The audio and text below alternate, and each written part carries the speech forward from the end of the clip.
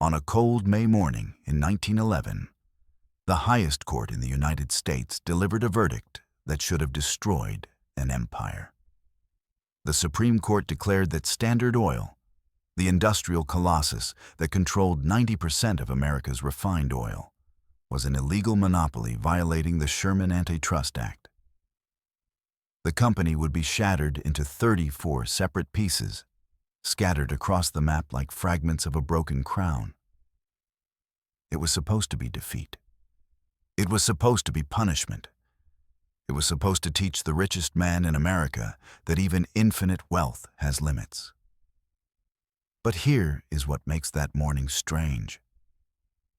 What makes the entire story of the Rockefeller dynasty feel less like history and more like a fever dream dressed in ledgers and legal language. When the Supreme Court broke Standard Oil apart, John Davison Rockefeller did not lose his fortune. He multiplied it. Each of those 34 fragments became its own company, and John D. Rockefeller owned roughly a quarter of each one. By the time the dust settled, his wealth had nearly tripled, from $300 million to $900 million. The government tried to destroy him and accidentally made him the first billionaire in human history and the richest person who had ever lived. That is not how empires are supposed to work. That is not how justice is supposed to function. But that is exactly how the Rockefeller story works. It is a story where the rules bend, where morality becomes negotiable, where a con man's son becomes the wealthiest person in history, where philanthropy and brutality wear the same face, where a family builds universities and hospitals with one hand, while the other signs orders that lead to women and children burning alive in a tent colony in Colorado.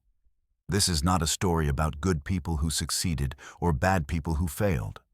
This is a story about what happens when ambition eats everything in its path and then calls it progress. About what happens when a family becomes so large that it stops being a family and becomes a system. About what happens when wealth becomes so vast that it warps the ground beneath it until nothing can grow straight anymore. Part 1. The Con Man's Son. The Rockefeller dynasty did not begin in a mansion or a boardroom. It did not begin with oil. It began in a farmhouse in upstate New York with a boy watching his father count money. Huge wads of cash that the father refused to keep in a bank. Money he stacked in front of his son like a lesson written in paper. The boy's name was John. His father's name was William Avery Rockefeller, but most people who knew William did not call him by that name. They called him Big Bill. They called him Devil Bill. They called him many things, most of them accurate, none of them kind. Devil Bill was a traveling salesman. That is the polite way to say it. The honest way is that Devil Bill was a con man, a bigamist, a snake oil peddler, and quite possibly a rapist. He sold fake medicines to desperate people, pretending to cure everything from digestive troubles to cancer. He pretended to be deaf and dumb so he could eavesdrop on gossip and use it to manipulate his marks. He fathered children with multiple women, sometimes under different names. He married one woman while still married to another. He was indicted for rape in 1849, but never prosecuted. He lived a double life so complete that when he finally died in 1906 at age 96, he was buried under a false name, Dr. William Livingston, not William Avery Rockefeller. Even in death, he was still running a con.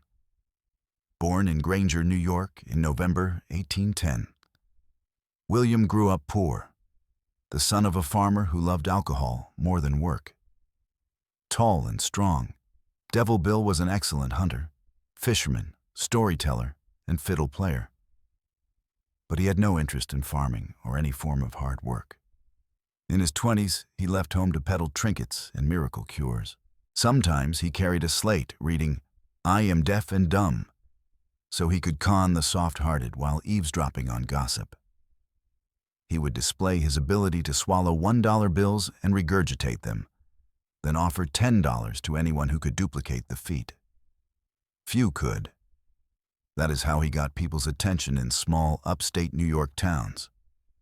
Once he had their attention, Devil Bill would introduce himself as an herbal doctor or botanic physician and peddle bottles of his home-brewed patent medicine. The stuff could cure any ailment, he promised, even cancer. Sometimes he sold purple berries he claimed were excellent for stomach complaints, warning pregnant women never to take them because they could cause miscarriage, a coded warning designed to appeal to the unhappily expectant. The medicines were worthless. The pills were berries picked from gardens, and the doctor was an uneducated flim-flam man with two identities. In 1836, Devil Bill was courting a local girl named Nancy Brown around Moravia, New York. Nancy was beautiful, but penniless. Bill's eye turned to Eliza Davison, a redhead whose prosperous father would give her $500 when she married. Bill married Eliza in February 1837, gaining both a wife and a dowry. But before marrying Eliza, he had to pay off Nancy Brown, whom he had been wooing with promises of matrimony. He would later have 2 daughters with Nancy, who became his mistress and housekeeper, even while living under the same roof as his wife Eliza. Between the births of his first 2 legitimate children, Lucy and John, Bill and Nancy had a daughter named Clorinda, who died young. Devil Bill had a philosophy he loved to share with his children. He would tell them, "Never trust anyone completely, not even me." To drive this point home, he played games with young John. He would urge the boy to leap from his high chair into his waiting arms. And then one day, without warning, Devil Bill dropped his arms, let his son crash to the floor, watched him cry, and then leaned down and said, "Remember, never trust anyone, not even your father." He would also cheat his sons in business deals, telling neighbors, "I cheat my boys every chance I get. I want to make them sharp." That is the soil the Rockefeller fortune grew from, not hard work or prayer or the American dream as sold in school books, but the cold understanding that the world is a battlefield, and everyone in it, including your own family, is a potential enemy. John Davison Rockefeller was born on July 8, 1839, in Richford, New York. He was the second of 6 children born to William Avery Rockefeller and Eliza Davison. His mother was the opposite of his father in every way that mattered. Eliza was devout, disciplined, hard-working. She raised her children in the Baptist church and taught them that life was about duty, not pleasure. She held the family together while Devil Bill disappeared for months at a time, roaming the countryside, selling his fake cures and living his secret lives. John was closer to his mother. He absorbed her discipline, her work ethic, her moral rigidity. But he also absorbed his father's lessons, the cunning, the calculation, the understanding that nice people finish poor. The family moved often, always one step ahead of Devil Bill's reputation. In 1849, in Auburn, New York, William was indicted for rape at gunpoint, though he was never prosecuted. The family kept moving. In 1853, they settled in Strongsville, Ohio, near Cleveland.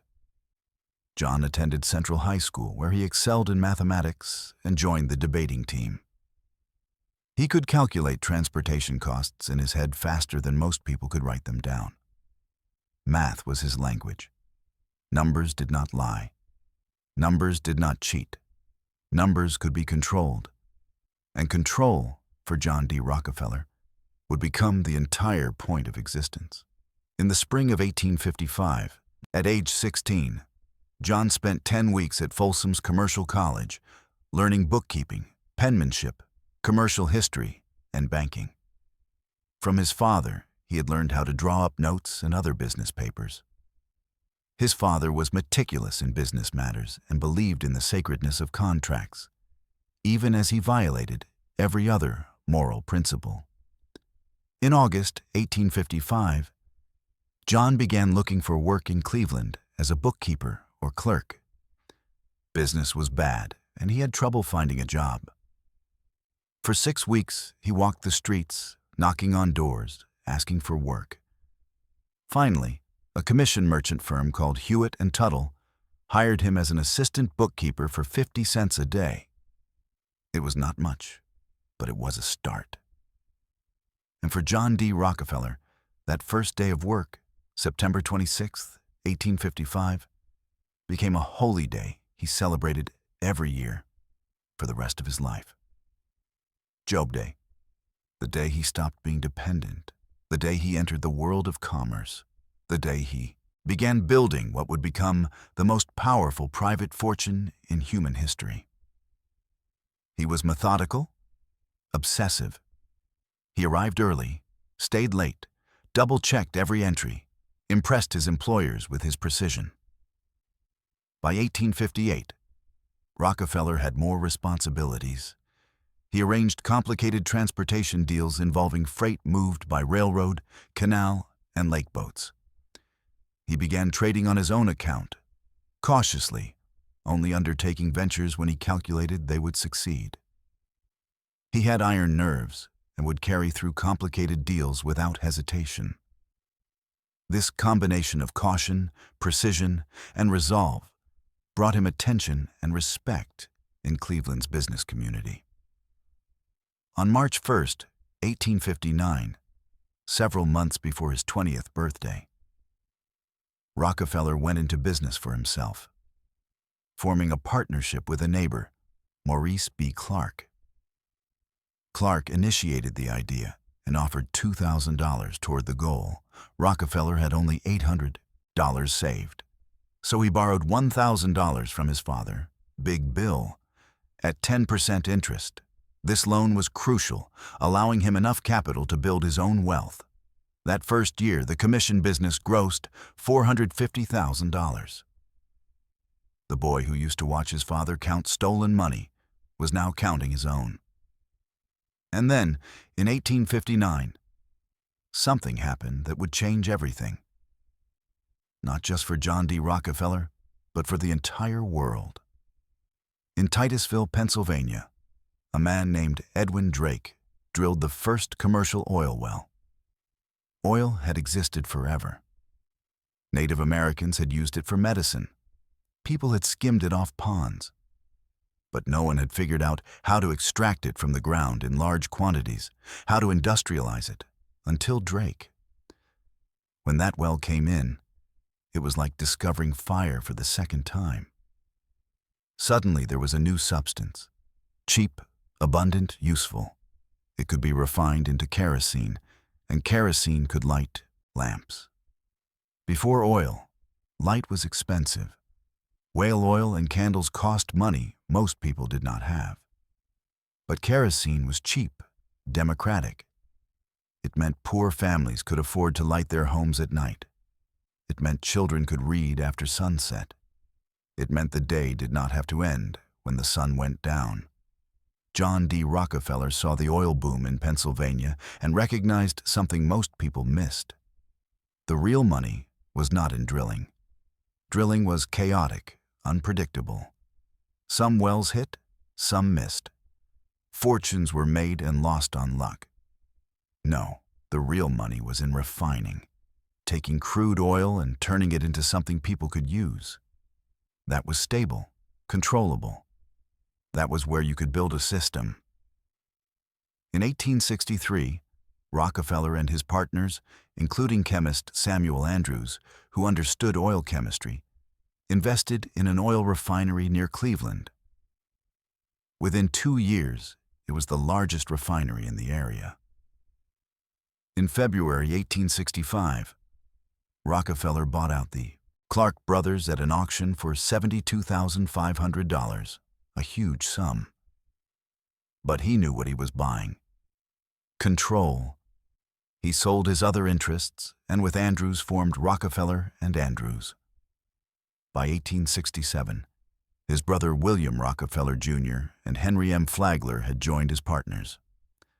They built a second refinery and opened a marketing office in New York. By 1868, they operated the largest oil refinery in the world, and the company became Rockefeller, Andrews, and Flagler. On January 10, 1870, John D. Rockefeller dissolved the old partnership and formed the Standard Oil Company of Ohio, a joint stock company with capital of $1 million. The shares were distributed among Rockefeller, his brother William, Flagler, Andrews, investor Stephen Five Harkness, and others. John D. Rockefeller became president. He was 30 years old, and he was just getting started. What happened next was not just business. It was war. Polite war, legal war. War fought with contracts and railroads and ledgers instead of guns. But war nonetheless. And by the time it was over, John D. Rockefeller would control 90% of the oil industry in the United States. Part 2. The Cleveland Massacre. The oil industry in the 1870s was chaos. Hundreds of small refineries competed, driving prices down, driving each other out of business, creating wild swings in supply and demand. John D. Rockefeller hated chaos. Chaos was inefficient, wasteful. Chaos made planning impossible.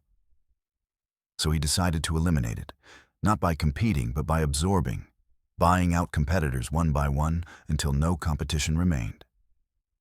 This is where the Rockefeller method reveals itself, where you see the shadow of Devil Bill's lessons. Rockefeller would approach a competitor and make an offer. Sometimes generous, sometimes fair, sometimes tempting. But if the competitor refused, Rockefeller would destroy them.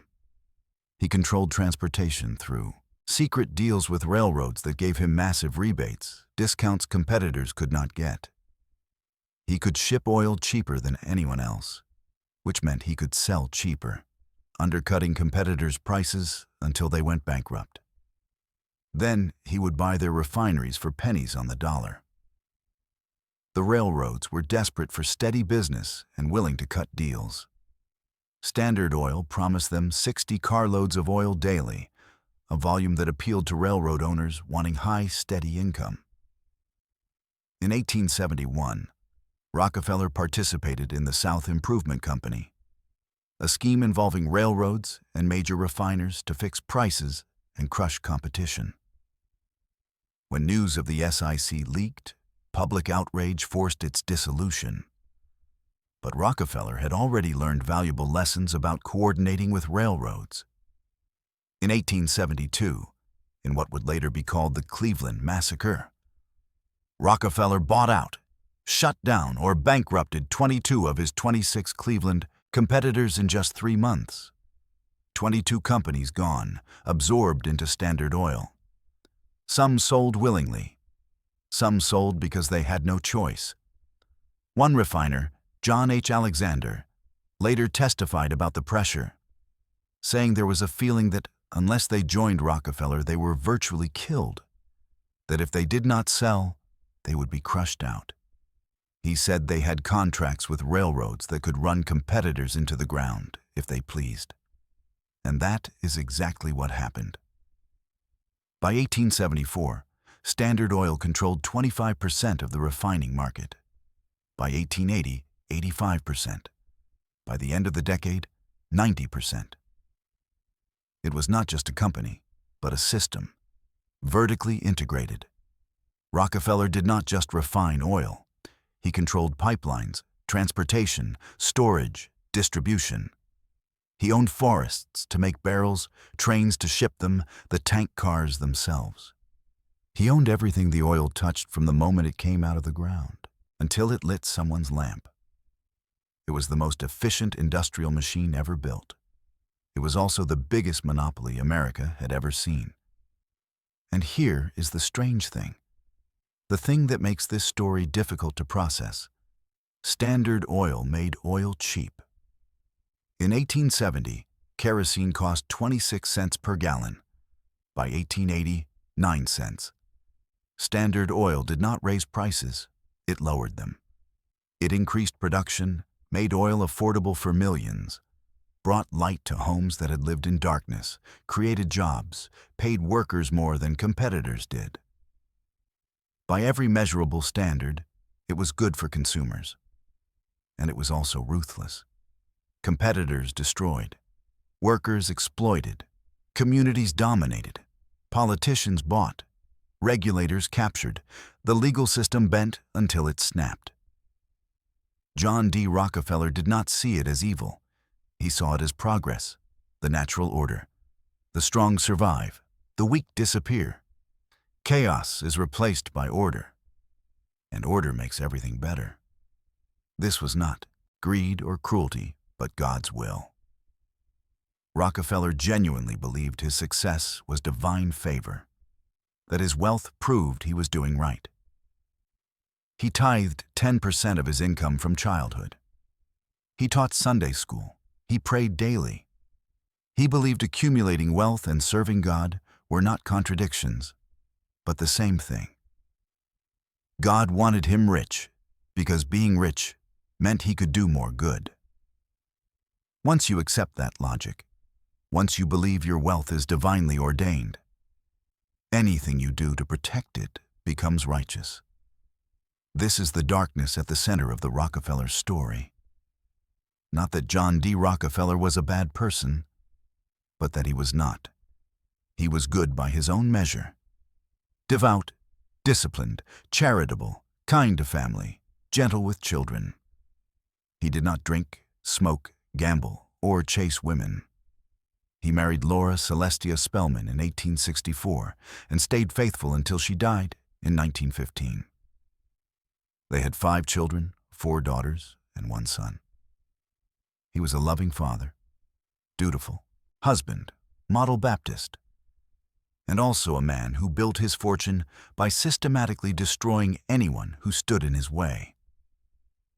Those two things coexisted comfortably without contradiction. That is what makes the story unsettling. If Rockefeller was a monster, we could dismiss him. But he was not a monster. He was something worse. Normal, just more efficient than everyone else. In 1879, Standard Oil controlled 90% of refining.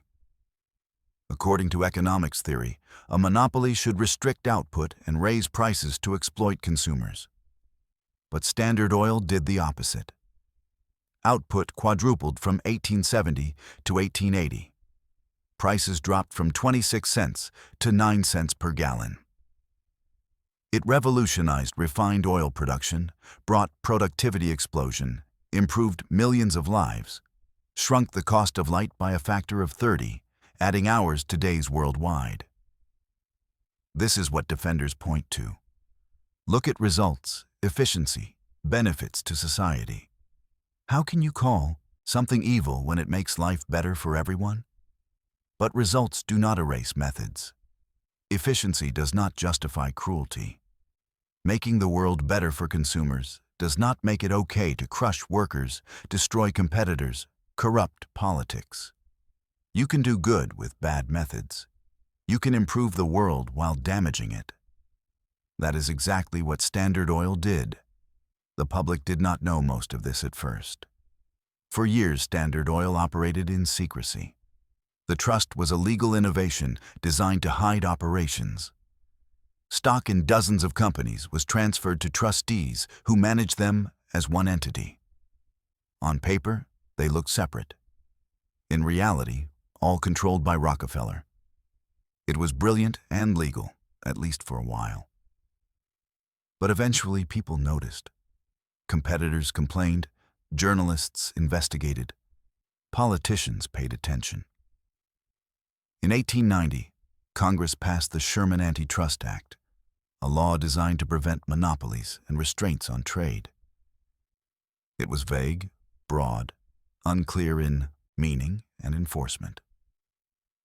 But it was a warning, a signal that the country was turning against trusts, against concentrated power, against men like John D. Rockefeller. But Rockefeller did not stop. He adapted.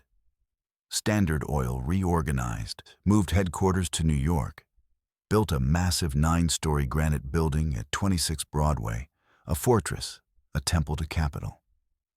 Inside, the atmosphere was hushed, gray, serious.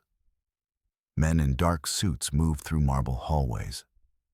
Decisions were made on the 9th floor over quiet lunches. The tone was religious, the mood monastic. This was not just business, but a calling. John D. Rockefeller was the high priest. By 1890, his wealth was $18 million. By 1901, when Standard Oil was worth over $800 million and Rockefeller owned about a quarter, he was worth over $200 million. By the time of his death in 1937, adjusted for inflation, his wealth would be somewhere between $300 and $400 billion in today's money, making him the richest person in history. Not just rich or wealthy, but rich on a scale that warps reality. Rich enough to buy industries, fund universities, reshape medicine, education, public health. Rich enough that his name would be carved into American history so deeply it could never be erased. And yet, even accumulating this unimaginable wealth, even becoming the most powerful private citizen in the country, John D. Rockefeller lived modestly. He did not build palaces, throw lavish parties, or collect yachts, racehorses, mistresses. He lived in a comfortable but not ostentatious home. He ate simple food. He went to bed early. He spent evenings playing with grandchildren or reading the Bible. He seemed almost embarrassed by his wealth, or at least uncomfortable displaying it. This was not false modesty, but genuine. He believed wealth was a responsibility, not a toy, that it should be used wisely, given away. The man who dies rich dies disgraced. So in his later years, John D. Rockefeller became one of history's greatest philanthropists. He gave away over $540 million during his lifetime. He founded the University of Chicago. He established the Rockefeller Institute for Medical Research, which became Rockefeller University. He created the General Education Board to promote education in the South. He funded the Rockefeller Foundation, which would eradicate hookworm, fight malaria and yellow fever, improve public health worldwide. He built hospitals, funded churches, supported scientific research. He changed the world with his giving as much as with his business. But here is the question haunting the Rockefeller story. Does the good erase the bad? Does building universities justify crushing competitors? Does funding hospitals make up for exploiting workers? Can you redeem a fortune built on ruthless methods by giving it to noble causes? Rockefeller thought so. He genuinely believed his wealth was divine blessing, and giving it away fulfilled his purpose. He believed the end justified means, that progress required sacrifice, that you could not make an omelet without breaking eggs. Maybe he was right. Maybe the world is better because John D. Rockefeller existed. Maybe universities built, diseases cured, lives saved outweigh the damage. Or maybe not. Maybe both are true. Maybe you can be hero and villain. Maybe you can improve and damage the world. Maybe that is what power does, makes you both at once. Part 3. The Perfect Family. While John D. Rockefeller built his empire, his personal life remained stable. He married Laura Celestia Spellman in 1864. She was the daughter of a prosperous merchant and abolitionist, intelligent, strong-willed, deeply religious. She matched Rockefeller's discipline and devotion. He called her SETI. He said later, her judgment was always better than mine. Without her keen advice, I would be a poor man. They had 5 children: Elizabeth, Alta, Edith, Alice, who died at 13 months, and 1 son, John D. Rockefeller Jr., the heir. The boy who would inherit not just fortune, but burden, expectation, responsibility. the weight of a name that by birth had become bigger than any person could carry.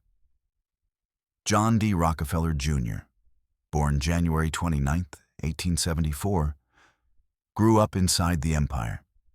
Educated at Brown University, groomed from childhood to take over the family business.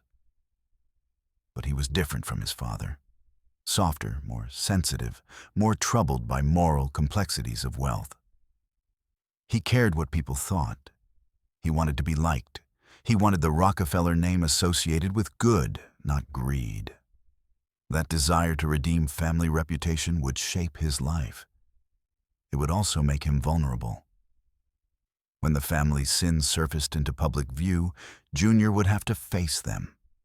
Not his father. His father would retreat into old age and philanthropy, protected by wealth and time. But Junior would stand before Congress, be called to testify, forced to defend the indefensible. And the moment that broke him happened in a place most Americans had never heard of. A tent colony in Colorado coal fields. A place called Ludlow. By early 1900s, the Rockefeller empire had expanded beyond oil. The family owned stock in dozens of companies, including Colorado Fuel and Iron Company, one of the largest coal mining operations in the country. Conditions in Colorado coal mines were brutal, dangerous. Miners, mostly immigrants, Greeks, Italians, Mexicans, worked long hours for low pay in tunnels that could collapse any time. They were paid in scrip, company money usable only at company stores where prices were inflated. They lived in company towns where the company owned everything: houses, stores, schools, churches. If they complained, they were fired. If they tried organizing, they were blacklisted. It was not employment, but serfdom. Feudalism dressed in industrial clothes. In September 1913, the miners struck. 11,000 of them, organized by the United Mine Workers of America. They demanded better pay, safer conditions, the right to unionize, to choose where they shopped, to live like human beings instead of property. The company refused. Not just refused, but fought back hard. Striking miners were evicted from company housing, so they set up tent colonies in nearby hills. The largest at Ludlow housed 1,200 people, men, women, children, living in canvas tents through a Colorado winter, freezing, hungry, but determined. They believed they had the right to organize, to demand better treatment. They believed in America. If you worked hard, you deserved dignity. The Colorado Fuel and Iron Company hired the Baldwin Felts Detective Agency to break the strike. These were not detectives, but thugs, armed mercenaries. They attacked tent colonies with rifles and machine guns, terrorizing miners and families. The company also lobbied Governor Elias M. Ammons to send the National Guard. The governor complied, but the Guard was not neutral. Many soldiers were recruited from company men, superintendents, clerks, mine bosses. Their salaries were paid by the coal company. They were not there to keep peace, but to break the strike. They were willing to do whatever it took. On the morning of April 20th, 1914, the National Guard attacked the Ludlow tent colony. No one knows who fired first. It does not matter. What matters is what happened next. The battle lasted all day. Machine guns firing into tents, men firing back with rifles, women and children hiding in pits dug under tents to escape bullets. By nightfall, the guardsmen set fire to the colony. 13 died in initial fighting. But the real horror was discovered next morning. In remains of one tent, rescuers found bodies of 2 women and 11 children. They had suffocated in a pit beneath their burning tent, trapped underground, unable to escape, the fire consuming air above them, dying in darkness while the world burned. This was the Ludlow Massacre. 21 people dead, including 13 women and children, shot, burned, suffocated. and the man who owned the company, whose policies created conditions leading to the strike. Who could have stopped it any time? John D. Rockefeller, Jr. When news reached the public, the country erupted. Protests in every major city. Pickets at Rockefeller office at 26 Broadway.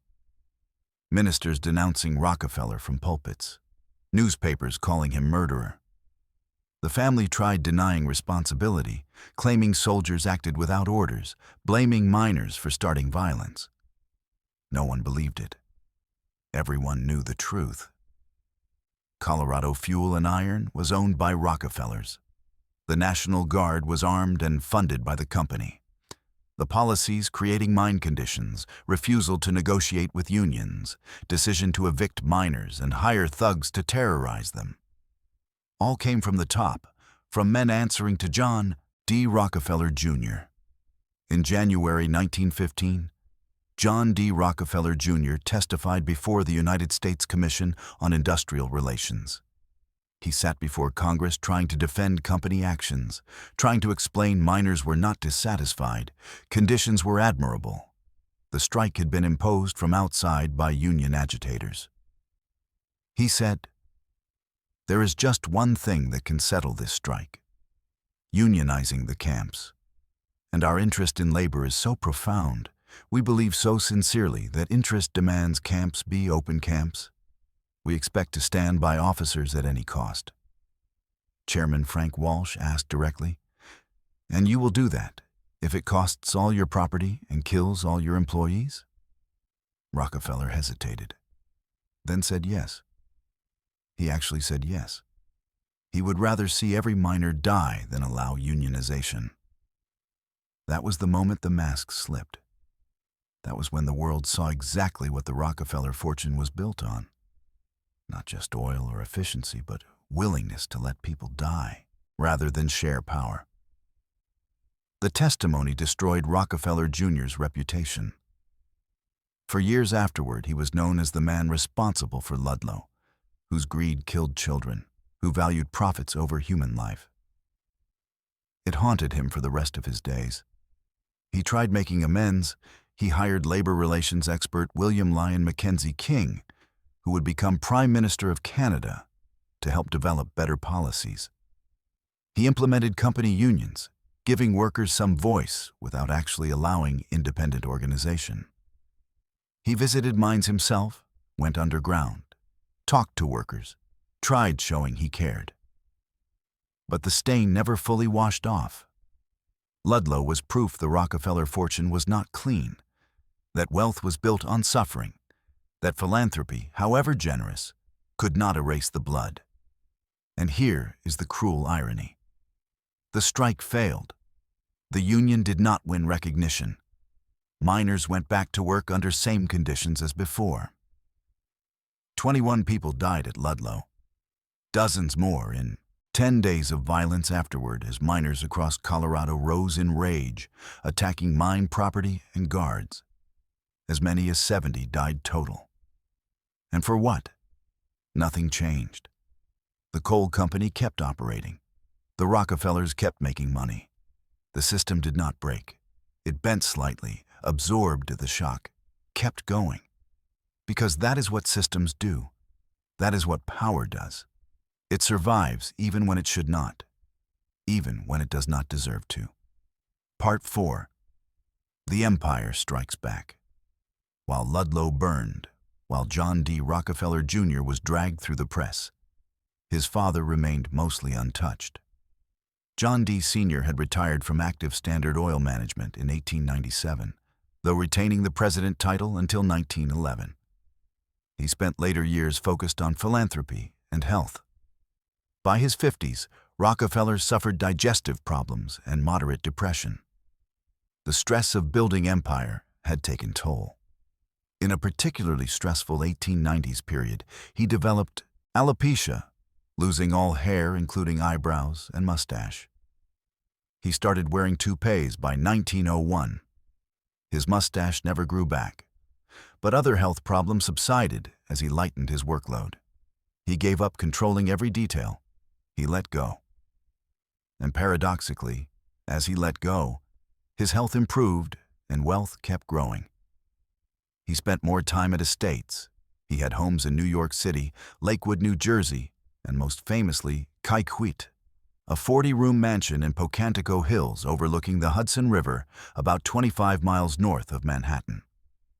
Kaikwit, Dutch for lookout, was built starting 1905, completed 1913. Designed in classical revival style by architects Chester Holmes Aldrich and William Adams Delano. Interiors by Ogden Codman, Jr., who collaborated with novelist Edith Wharton on interior decoration. The house was elegant, but not ostentatious. No ballroom, no excessive gilding, no displays of wealth for display's sake. Designed to be comfortable, dignified, a home for a man who valued privacy and control more than spectacle. Rockefeller filled days with simple routines. He played golf, walked grounds, spent time with grandchildren, attended church every Sunday. He continued giving away fortune methodically, carefully, through foundations he had established. He seemed at peace, or at least content. He had won. He had built the largest fortune in history. He had survived public attacks. He had outlived most enemies. Now in old age he was using wealth to do good, to build universities, cure diseases, improve the world. He believed genuinely he had done right, that his life was success, that God blessed him because he deserved it. But there was still one more battle to fight, one more enemy that would not be defeated: the government. In 1906, the United States Department of Justice filed lawsuit against Standard Oil under Sherman Antitrust Act. The case dragged on for years. Thousands of pages of testimony. Dozens of witnesses. Government argued Standard Oil used illegal methods to create monopoly. Secret railroad rebates, predatory pricing, intimidation of competitors. Company argued it had simply been more efficient, lowered prices, increased production, done nothing wrong. Case went to trial in 1909. Judge ruled for government. Standard Oil was guilty of operating illegal monopoly. Company appealed to Supreme Court. On May 15, 1911, Supreme Court upheld the ruling. Standard Oil was ordered to dissolve within 6 months. The company would break into 34 separate entities. It was supposed to be empire's end, punishment for decades of monopolistic practices, justice at last. Except it was not. Because the court did not take away Rockefeller's stock, just redistributed it. He owned about 25% of Standard Oil before breakup. After, he owned 25% of each 34 new companies. And those companies, once free to compete, started growing. Stock prices rose. Rockefeller's wealth nearly tripled from $300 million to $900 million. Government tried punishing him and accidentally made him the first billionaire in American history. It is almost funny, almost absurd, except it is real. That actually happened. The system tried breaking him and he walked away, richer than ever. The 34 companies created by breakup would become some of the world's largest corporations. Standard Oil of New Jersey became Exxon. Standard Oil of New York became Mobil. Standard Oil of California became Chevron. Standard Oil of Indiana became Amoco. Many later merged back together. Exxon and Mobil became ExxonMobil. Chevron absorbed several others. Even after being shattered, even declared illegal, Standard Oil pieces continued dominating oil industry for over a century. The Rockefeller empire did not end. It just changed form. It became too big to kill, too profitable to fail, too embedded in modern life, infrastructure to be removed. Oil had become essential. Rockefeller got there first. That is the real Standard Oil lesson. Not that monopolies are bad, but that if you build one big enough, fast enough, no one can ever fully take it away. John D. Rockefeller lived another 26 years after breakup. He died May 23, 1937, at age 97 at his winter home in Ormond Beach, Florida. He died of arteriosclerosis, hardening of arteries, same condition that had slowly stolen his father's life, hidden under false name in Illinois. Rockefeller's funeral was massive. Thousands of mourners, dignitaries, businessmen, philanthropists, people paying respects to the man who by any measure changed the world. He was buried at Lakeview Cemetery in Cleveland, where his empire began. His grave is simple, modest, reflecting the man's personal style. No towering monument, no excessive decoration, just a marker with his name and dates. 1839 to 1937. 97 years, almost a full century, long enough to see empire rise, dominate, break apart, rise again in new forms, long enough to see his name shift from symbol of greed to symbol of philanthropy, long enough to bury sins under layers of good deeds and let time soften sharp edges of his story. But the story did not end with his death. The Rockefeller family was not one man, but a dynasty, a system, a name that carried weight. John D. Rockefeller, Jr. inherited fortune, foundations, and burden of redeeming family name. For rest of his life, that is what he tried to do. He expanded philanthropic work, gave away even more than his father. He funded Colonial Williamsburg restoration in Virginia. He donated land for United Nations headquarters in New York. He built Rockefeller Center in Midtown Manhattan during Great Depression, creating thousands of jobs, transforming city skyline. He was quieter than his father, less interested in business, more interested in art, culture, making the world beautiful as well as better. He believed wealth was responsibility, that Rockefeller name should mean something good, that fortune should be used to heal, not harm. But Ludlow never left him. The memory of those children burning intent, the testimony before Congress, the accusation that he valued profits over human life, it haunted him. He tried making up for it, tried proving he was not that man, that he cared, that he was different from his father. But truth is, he was different. More sensitive, more troubled, more aware of moral weight of the fortune he carried. And that made it harder, not easier. Because awareness does not erase guilt. It just makes you feel it more deeply. John D. Rockefeller, Jr. married Abby Aldrich in 1894. She was daughter of Senator Nelson Aldrich, one of the country's most powerful politicians. Good match. Political connections combined with industrial wealth. They had 6 children: Abby, John III, Nelson, Lawrence, Winthrop, and David. The third generation of Rockefellers, born into wealth so vast they would never have to work. Born into a name so famous it shaped every room they walked into. Born into expectations they could never fully escape. Each in their own way would spend lives figuring out what it meant to be a Rockefeller, what it meant to carry that name, to have wealth they did not earn, to be part of a dynasty that had done so much good and so much harm. Part 5. The Lost Son. Nelson Aldrich Rockefeller, born July 8, 1908, same day as his grandfather's birthday, became the most famous of them. 4-time governor of New York, Vice President of United States under Gerald Ford. A man who loved power, loved art, loved building things. He inherited Kykwit after his father's death in 1961 and transformed it into a showcase for modern sculpture. He filled gardens with works by Picasso, Henry Moore, Alexander Calder, Louise Nevelson. He built an underground gallery to house his art collection. He turned the estate into a museum before it officially became one. Nelson Rockefeller was charming, ambitious, larger than life. He wanted to be president.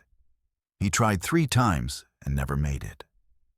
The closest he got was vice president, appointed not elected, serving under a president who himself had been appointed after Nixon resigned.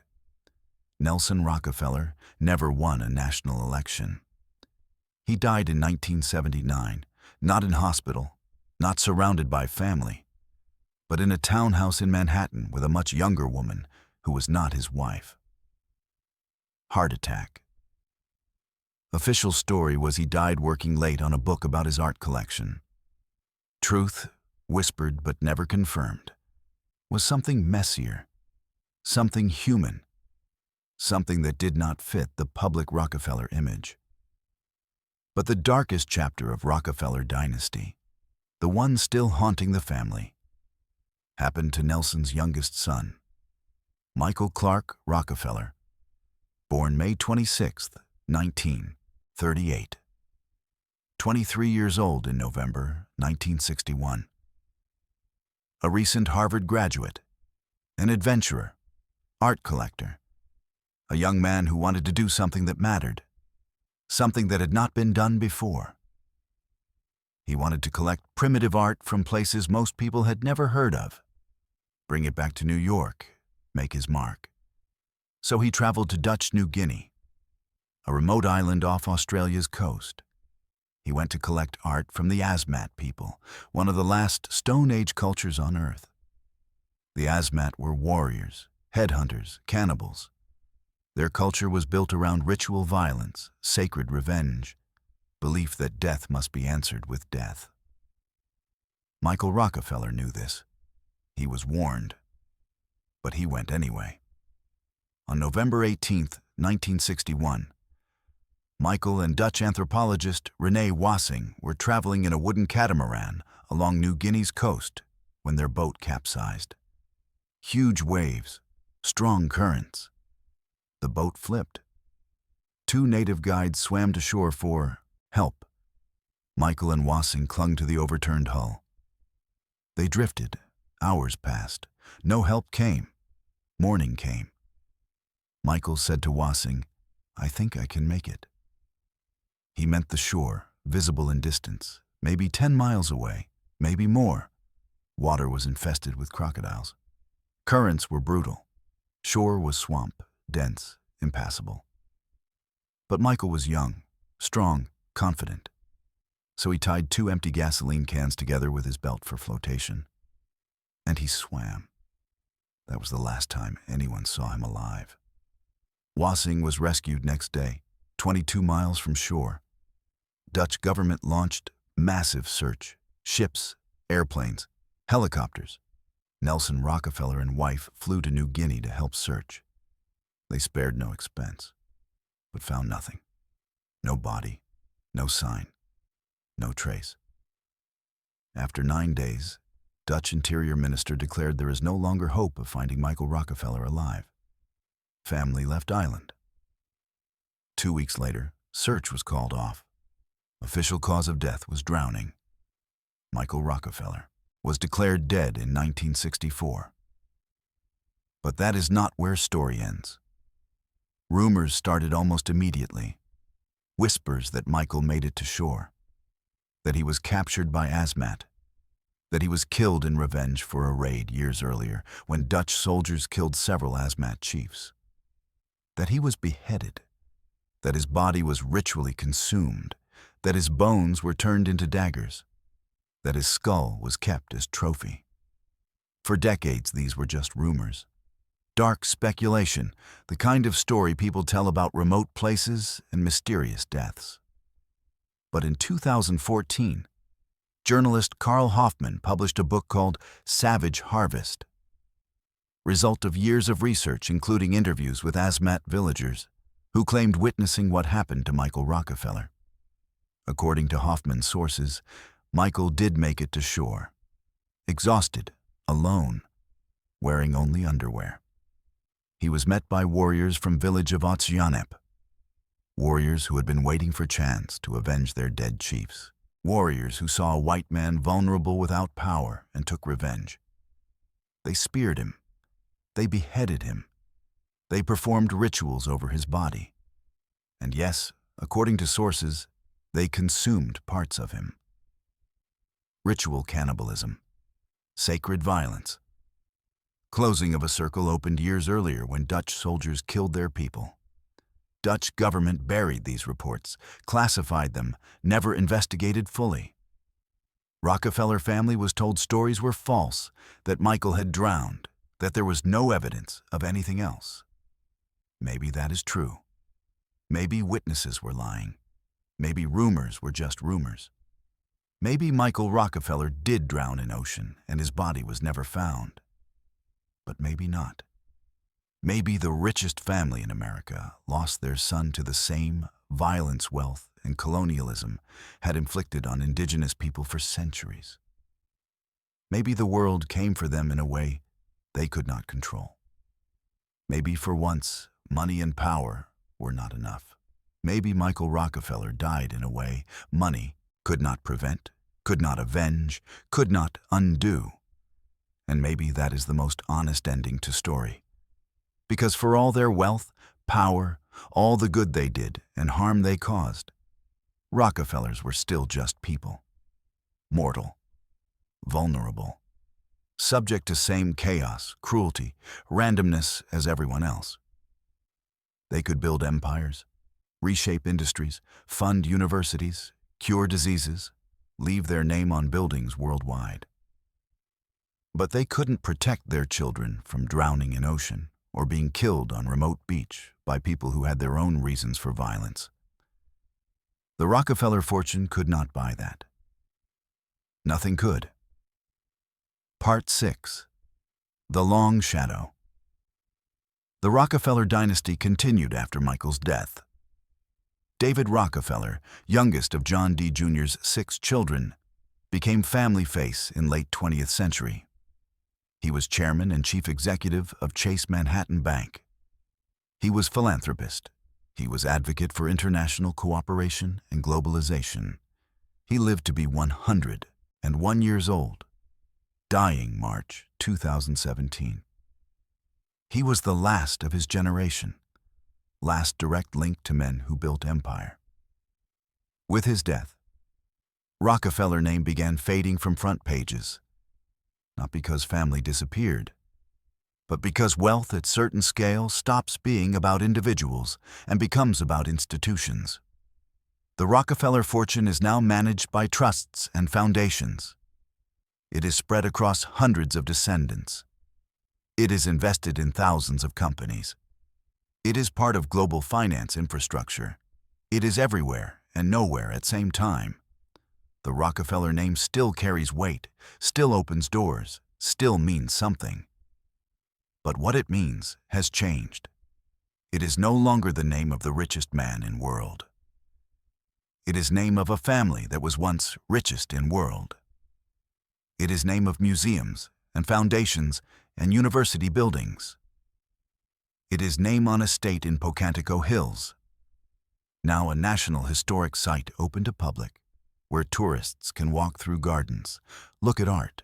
Imagine what it was like to live with that much wealth. It is a name that has been scrubbed clean by time and philanthropy and slow forgetfulness of history. Most people, when they hear Rockefeller, think of charity, not oil. They think of universities, not monopolies. They think of public service, not Ludlow. That is the power of wealth. Not just to buy things, but to buy redemption, to rewrite story, to turn villains into heroes by waiting long enough and giving away enough money. But the darkness is still there. It never went away. It is just buried under layers of good deeds and time, buried under foundations and museums and universities, buried under polite silence that comes when people do not want to speak ill of dead, especially dead who gave away so much money. But if you dig, if you look closely, if you read testimonies and trial transcripts and letters, you can still see it. The ruthlessness, the calculation, the willingness to destroy anyone who stood in way, the ability to look at suffering and call it progress. The capacity to believe your wealth is proof of righteousness. That is Rockefeller legacy. Not universities, not hospitals, not foundations, but the lesson that, in America, if you are ruthless enough, efficient enough, patient enough, you can build empire so large no one can ever fully take it down. You can break every rule, then use wealth to rewrite rules. You can crush competitors, then fund their children's education. You can let workers die, then build hospitals in their name. You can be both hero and villain, both savior and destroyer. And history will let you be both because history is written by people who have money to pay for ink. The Rockefeller estate at Pocantico Hills still stands. Kaikouit, 40-room mansion overlooking Hudson River, is now owned by National Trust for Historic Preservation. It is operated by Rockefeller Brothers Fund and open for tours May through November. Visitors can walk through rooms where John D. Rockefeller and descendants lived. They can see Chinese ceramics and portraits by John Singer Sargent. They can walk through gardens designed by William Wells Bosworth. They can admire modern sculptures Nelson Rockefeller collected. They can stand on terrace, look out over river. Imagine what it must have been like to own all this. To have wealth so vast, you could buy 3,000 acres just for privacy. To have power so complete, you could reshape entire industry. To have names so famous, it would outlive you by generations. But what tourists cannot see, what guided tours do not mention, what plaques and brochures leave out, is the cost. Competitors crushed, workers exploited, children burning in tent in Colorado, son lost to ocean or jungle or violence of people who had their own reasons for revenge. Decades of lawsuits and congressional hearings and public anger. Guilt that John D. Rockefeller Jr. carried until the day he died. Weight of fortune built on methods everyone knew were wrong, but no, one could stop. That part is not on tour. That part does not fit the story family wants to tell. That part is shadow following Rockefeller name no matter how much money they give away, or how many buildings bear their name, or how many lives their foundations save. Because here is final truth about Rockefeller Dynasty. It is not a story about good or evil. It is a story about power, about what happens when one man decides he should control entire industry, about what happens when family accumulates so much wealth it warps everything around it, about what happens when success becomes so complete it cannot be challenged, cannot be stopped, cannot be undone. The Rockefellers won. By every measure, they won. They built largest fortune in history. They dominated industry for over a century. They reshaped American business and philanthropy. They left their name on institutions worldwide. They survived scandals, lawsuits, public outrage, and came out richer and more powerful than before. They proved that in America, if you are smart enough and ruthless enough and patient enough, you can win so completely that losing becomes impossible. That is the lesson. That is the legacy. Not universities or hospitals or foundations, but proof that power, once accumulated, becomes permanent. That wealth, once achieved, becomes immortal. That American dream, when pushed to logical extreme, becomes American dynasty. And dynasties do not end. They just change form. They adapt. They survive. They outlast critics. They outlast enemies. They outlast history itself. And so Rockefeller name endures. Not because they were good people, not because they were bad people, but because they were successful people. And in America, success is the only story that matters. Success erases sins. Success rewrites history. Success turns monopolists into philanthropists and robber barons into founding fathers. Success is its own justification, its own morality, its own truth. And Rockefellers, more than any other family in American history, proved that success, if complete enough, can survive anything, even the truth. If you visit Pocantico Hills today, if you take tour of Quit, if you walk through gardens and look at sculptures and stand on terrace overlooking Hudson River, you will see beauty. You will see elegance. You will see rewards of wealth well managed. You will see family that used fortune to collect art, preserve history, create something future generations can enjoy. And all of that is true, it is real, it is there. But it is not whole story. The whole story includes tent colony at Ludlow. The whole story includes competitors crushed by Standard Oil. The whole story includes Michael Rockefeller lost somewhere in New Guinea.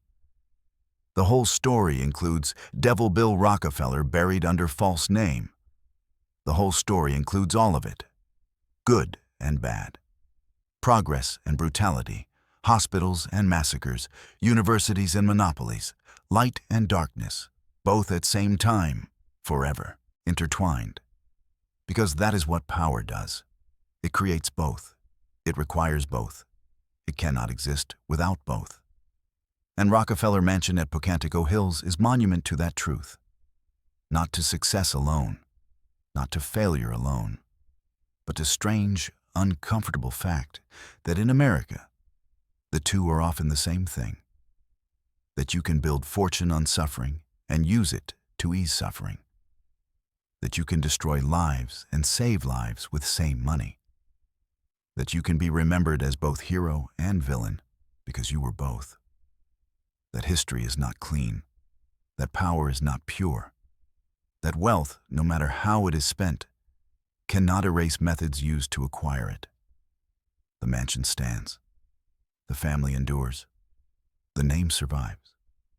And somewhere beneath all of it, buried under gardens and foundations and museums and universities, darkness remains. Waiting, watching, remembering. Because buildings can be beautiful. Fortunes can be given away. Names can be redeemed. But the past does not disappear. It does not forgive. It does not forget. It just waits for someone willing to look closely enough to see it. And when you do, when you stand in that mansion and look past art and elegance and carefully constructed story, you can feel it. Weight of it, truth of it, cost of building empire, price of becoming dynasty, darkness at center of American dream.